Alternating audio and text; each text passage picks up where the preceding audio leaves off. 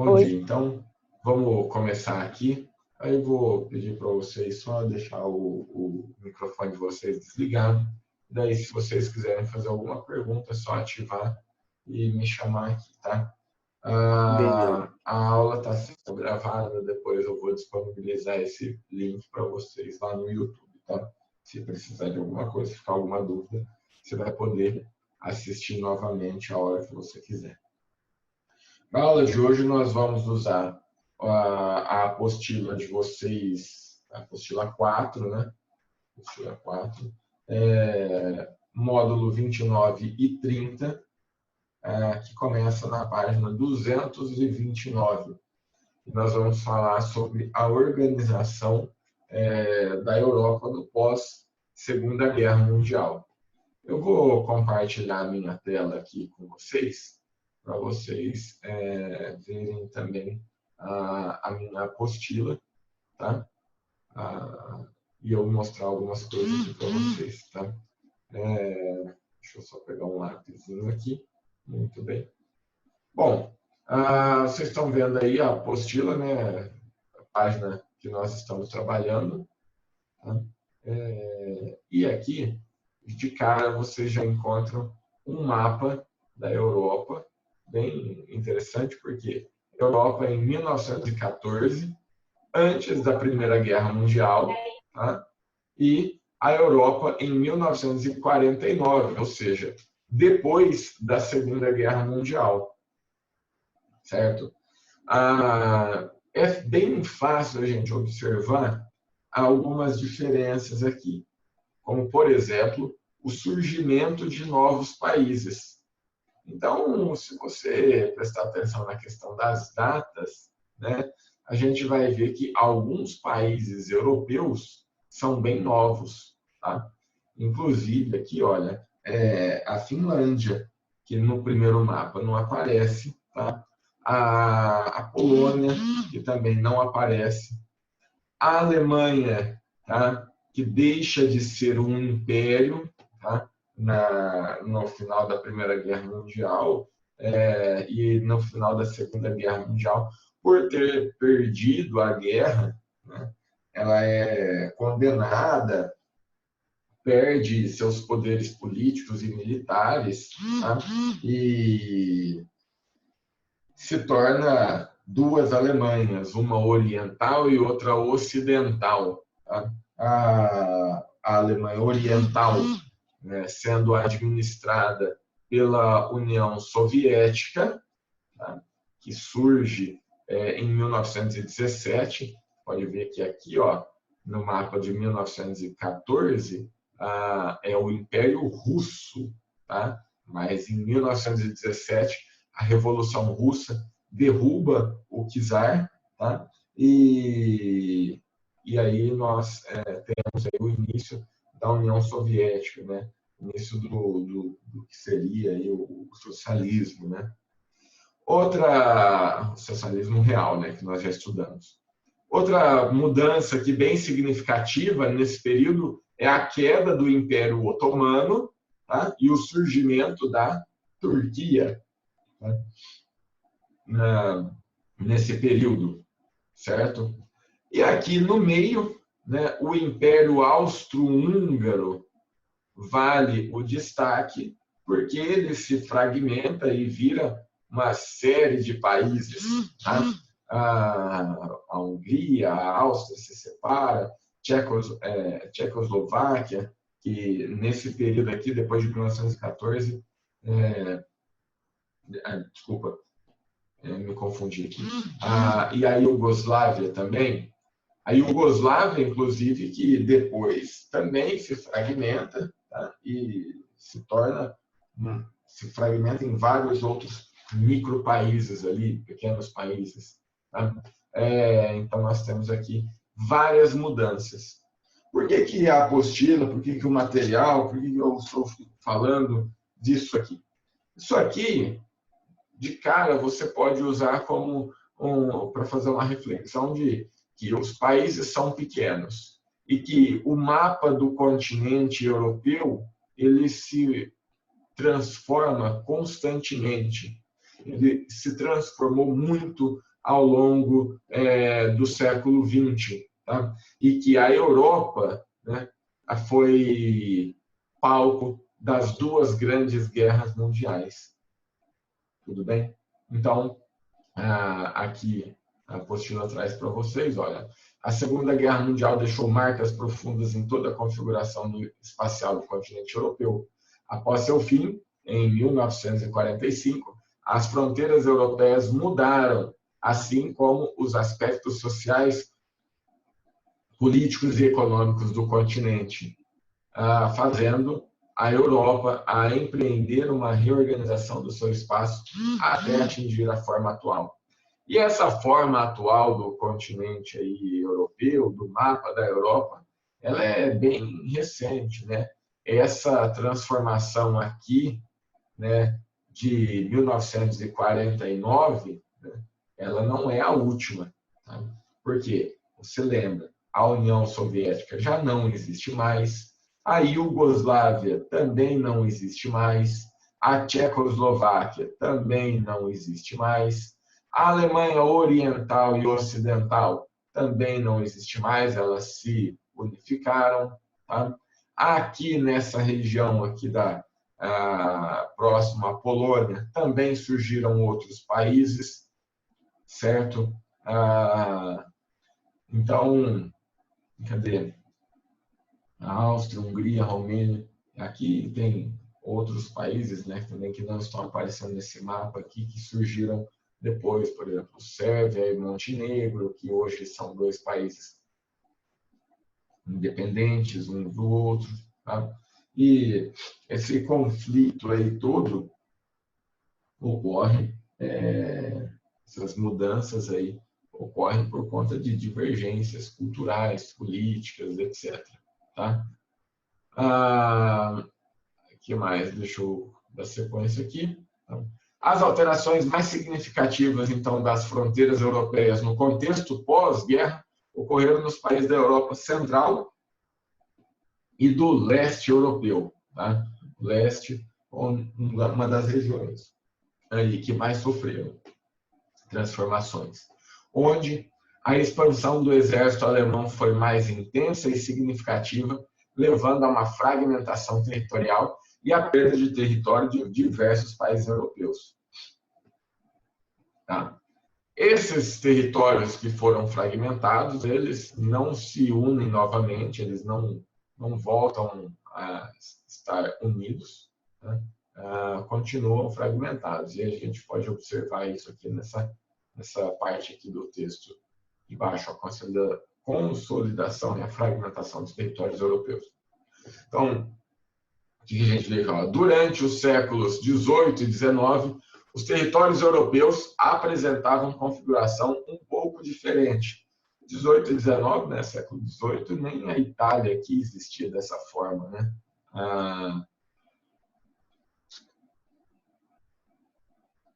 Nem a Alemanha também existia, né? A Prússia, né, que depois virou o Império Alemão.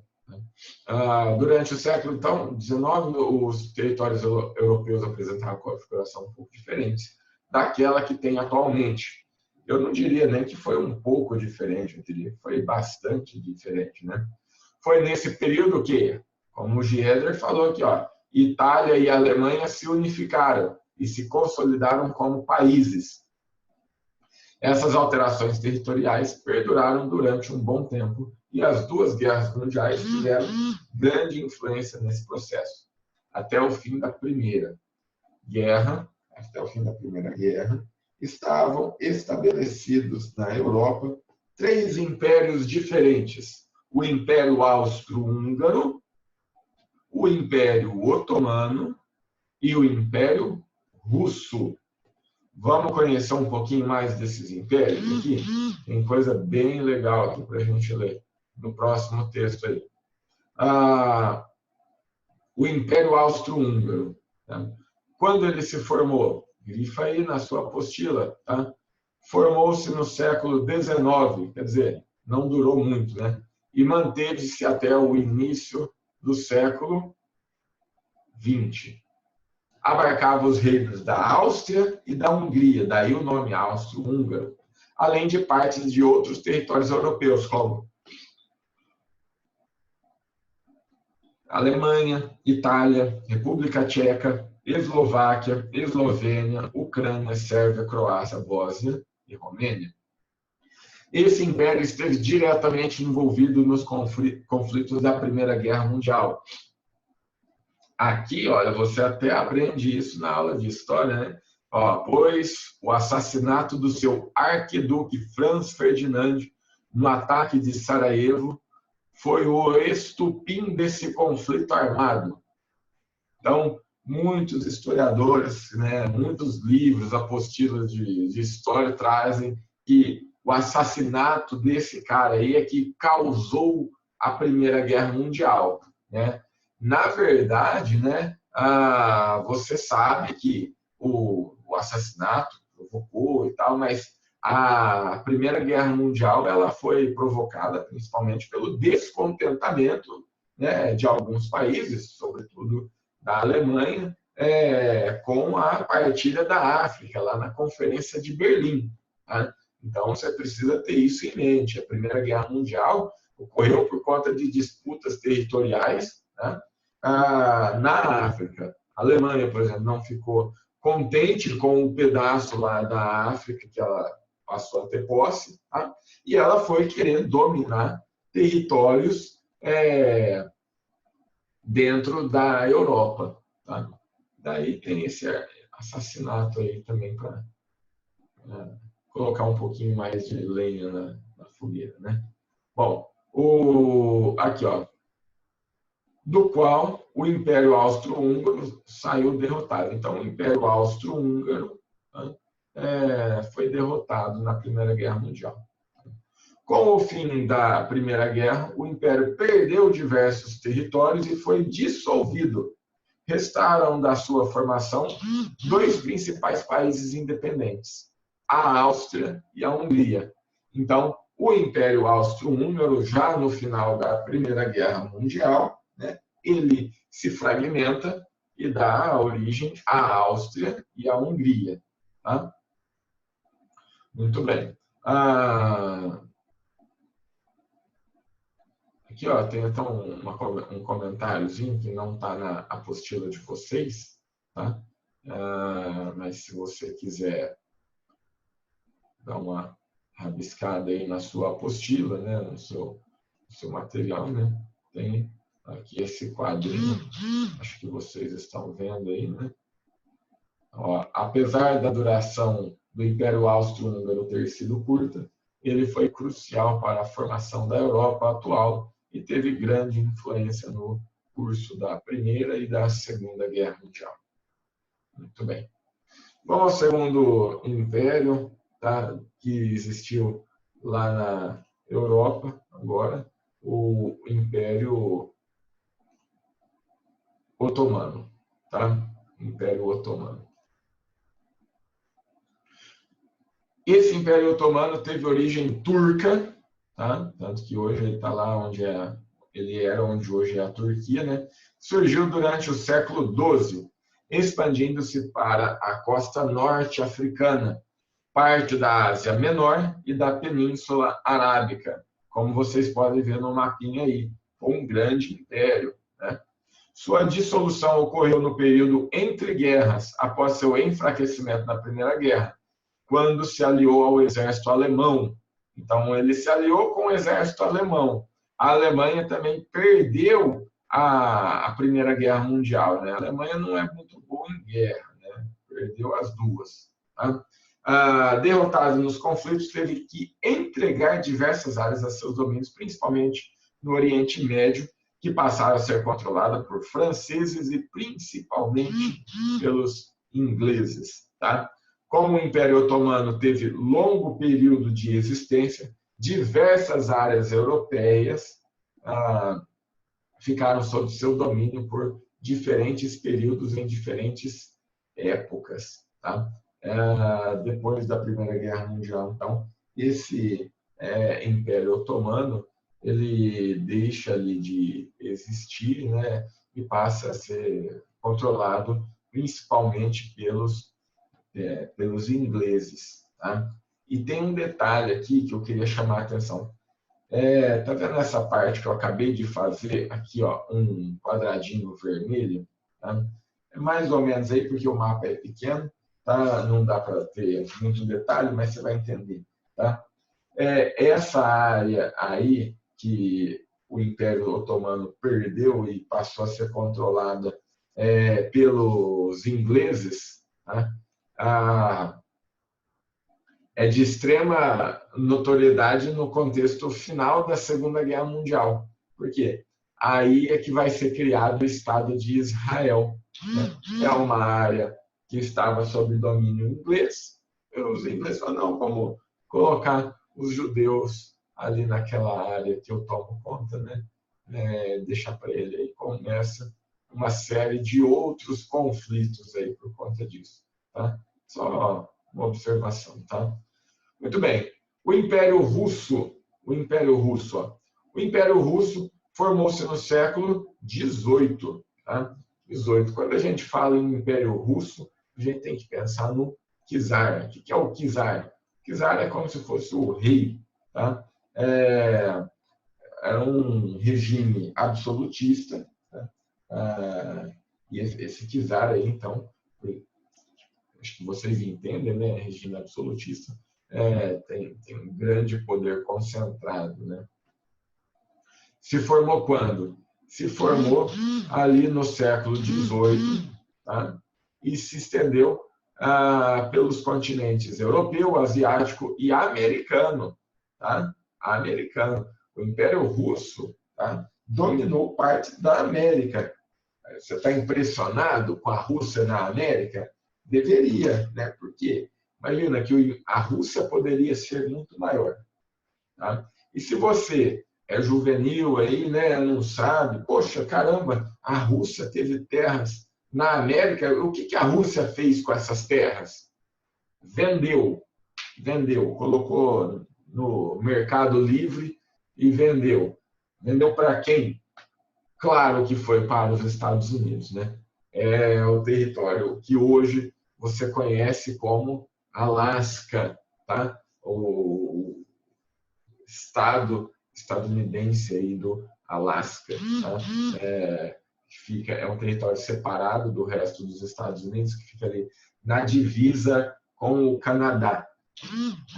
O Império Russo, então, vendeu esse pedaço de terra aí para os Estados Unidos, tá? Vamos lá, então. As influências do Império Russo foram mais significativas em áreas da Ásia Central e do extremo leste europeu, como os países da Europa eslava, né, Lituânia, países eslavos. Ó, quando falar de países eslavos, você sabe agora quais são. Tá? Lituânia, Letônia, Bielorrússia, Polônia, Moldávia e Ucrânia, além da Finlândia. Tá? A queda do Império Russo ocorreu em 1917, como eu tinha falado no começo da aula para vocês, quando o czar foi deposto e foi instituído no país o sistema socialista, dando origem à União Soviética, ali em 1917. Tá? Boa convivência em casa. Bom, então, daí, essa é a origem do Império Russo. Tá? Aqui, aqui no finalzinho, ó, tá assim, ó. Além das alterações das fronteiras europeias, a Segunda Guerra Mundial trouxe consequências econômicas tanto para os países diretamente envolvidos nela, quanto aos envolvidos indiretamente, pois todos os países tinham relações econômicas entre si. Tá? A Segunda Guerra Mundial mudou o curso da história da humanidade, né? Eu diria aí de praticamente todos os países do mundo. Tá? Inclusive, ó, a apostila começa aí falando para vocês, antes de falar da geografia propriamente dita, né, dos países, assim, dos mapas e tudo mais, fala sobre a população mundial. Tá? Olha que interessante a gente pensar na Segunda Guerra dessa forma.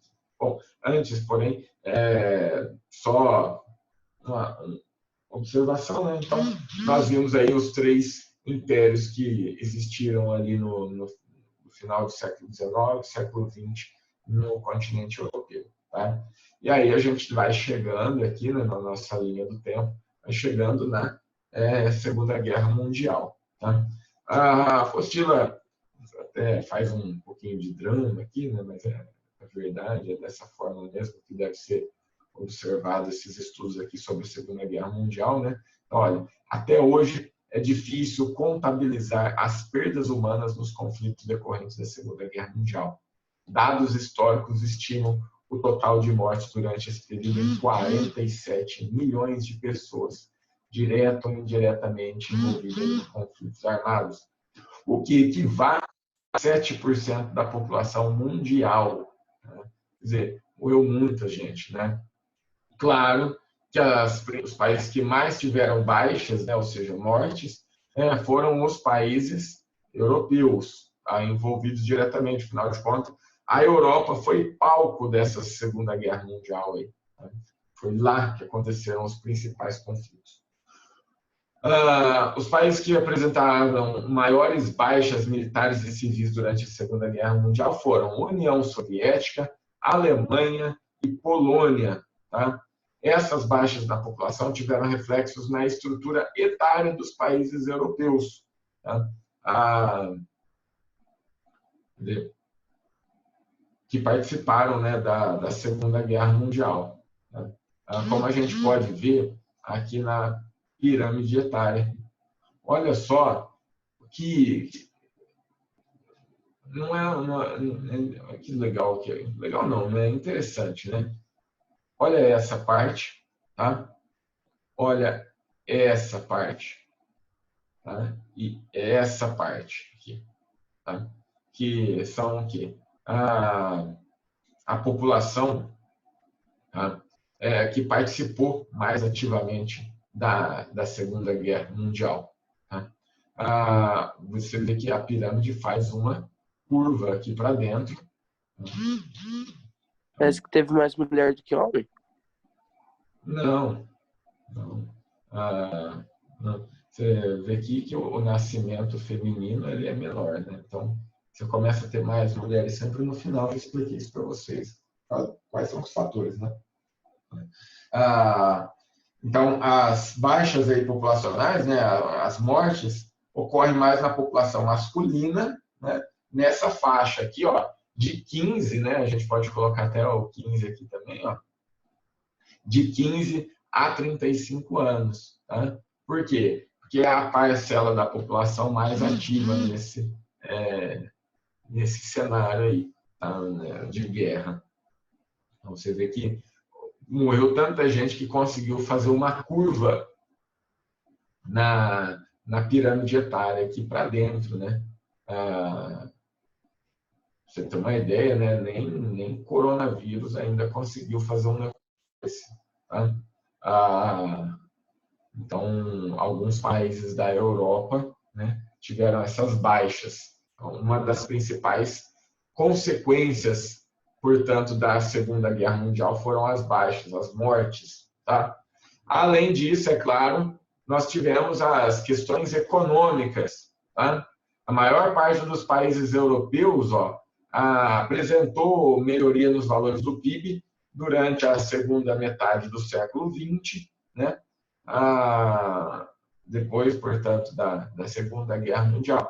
Mas, por conta da guerra, a economia desses países aí ficou arrasada. Tá? Esses países europeus aí receberam muita ajuda, principalmente dos Estados Unidos, né, pelo Plano Marshall. Né? O que foi o Plano Marshall? O plano de reconstrução da Europa. Tá? Por isso aí que a gente consegue ver nesse mapinha, nesse gráfico, né, aqui, que o PIB foi aumentando, né? Também porque os países precisaram se reconstruir, então teve muito investimento na reconstrução desses países europeus aí. Tá? Então, para a gente finalizar essa parte, aqui embaixo, tá? Nós temos o que aqui, ó, as consequências econômicas da guerra na Europa. No sentido aqui do capital humano, tá? Nós tivemos aqui, então, perdas populacionais, tá?